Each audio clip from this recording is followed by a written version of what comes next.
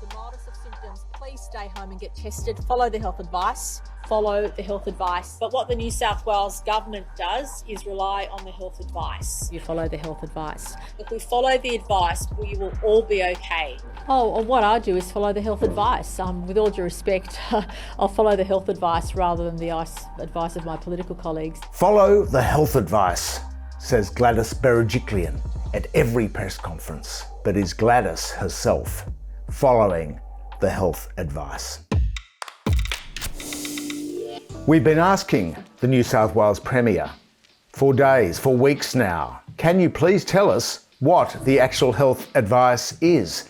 It was the most elementary of questions. But what is the health advice? Well, we haven't been able to find out because every time we ask Gladys's battalion of media advisors, her phalanx of PR people, the only response we've had is to be sent videos of the daily press conferences. So we're still wondering, what is the health advice? And has Gladys Berejiklian been following the health advice? Well, she let it slip in the late morning press conference on Saturday when she said they'd been following advice from the business sector.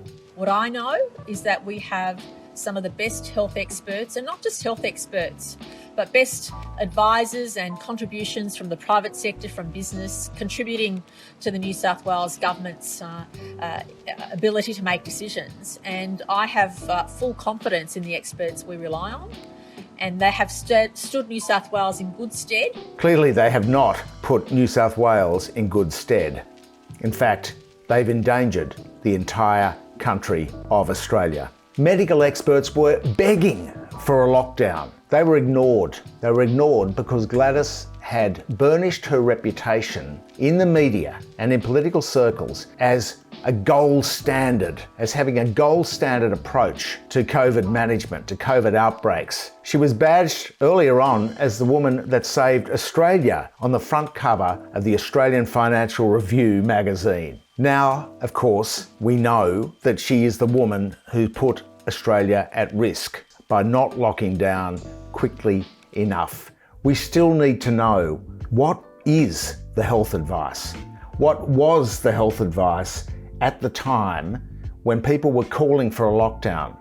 And now, 2 weeks on, we still have IKEA, the tax-dodging IKEA, and Jerry Harvey's Harvey Norman, whose white goods stores are still open. People can still visit and buy their toasters and their fridges and their Manchester. But you told people not to go browsing, so what should those stores do? Should they just close? Well, look, it's pretty obvious. If you need to buy a essential white good, or you might need to buy a baby product, if you can, go online, click and collect. The rule is apparently that you're not allowed to browse. You have to go there with a purpose in mind.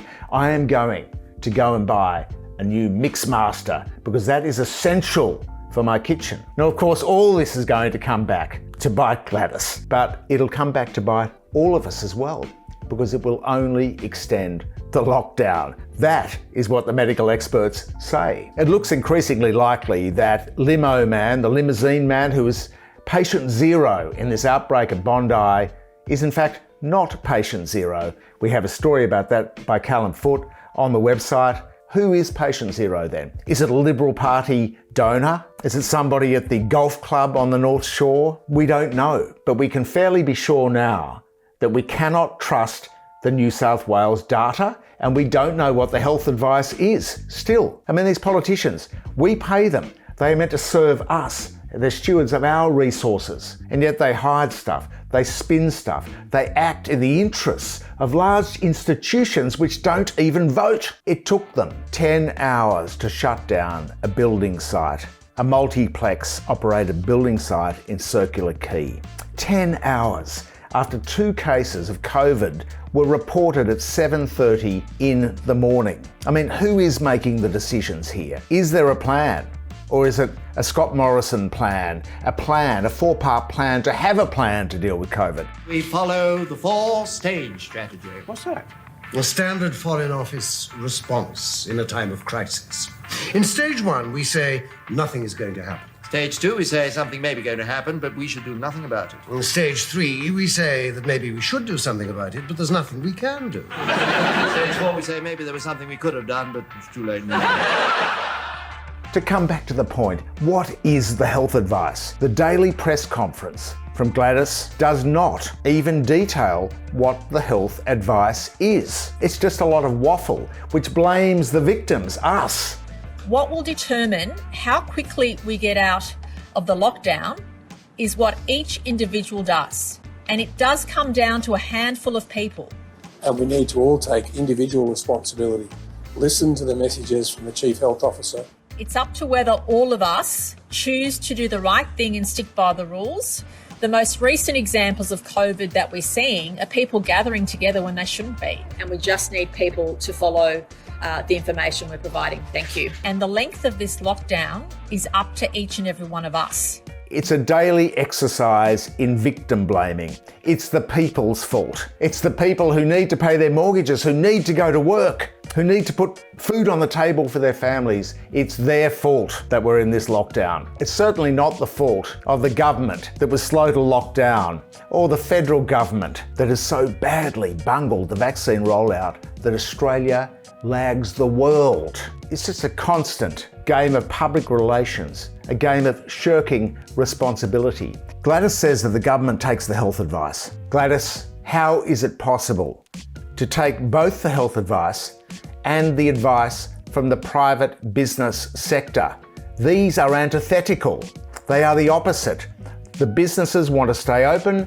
The health advice wants to close to stop the spread of COVID. Therefore, it is impossible to take the health advice and the business advice at the same time. To quote Gladys, dig deep into your own conscience and do the right thing. Gladys, please dig deep into your own conscience, do the right thing, and tell us what is the health advice.